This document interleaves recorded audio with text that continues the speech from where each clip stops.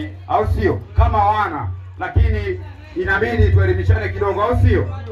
Dada yoyote yule ambaye unatongozwa, ukikubali kabisa kwenda na mwana, bwana, jiamini, au sio? Wanawake mnaweza na mna haki ya kusimama kwenye misimamo yenu, mnaijua nyie, au sio?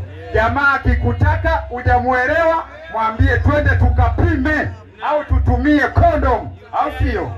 Hii inaitwa usione so, sema naye kuhusu kusubiri, kuwa mwaminifu au kutumia kondom, au sio? Baada hapo sasa tunahamia kwa wale wadada ambao ni wasumbufu. Na inatakiwa tuachane. Dada, unatakiwa kuwa mwaminifu kwa mtu wako, au sio? Achana na kuumiza wanaume.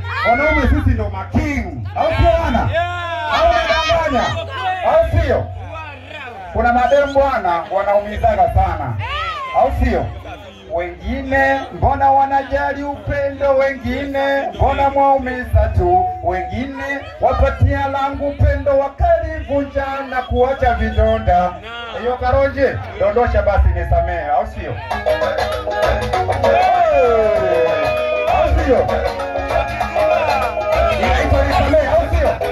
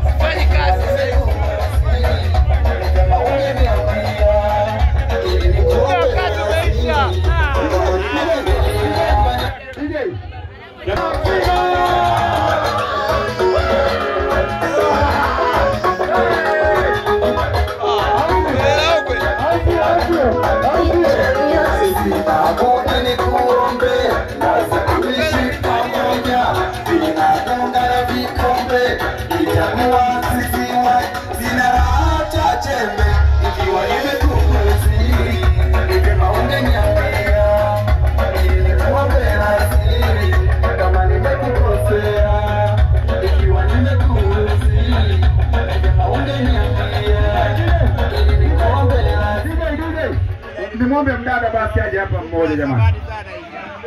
Naomba mmoja tu. Niazime. Hata kama sina wa kwangu niazime. Au sio?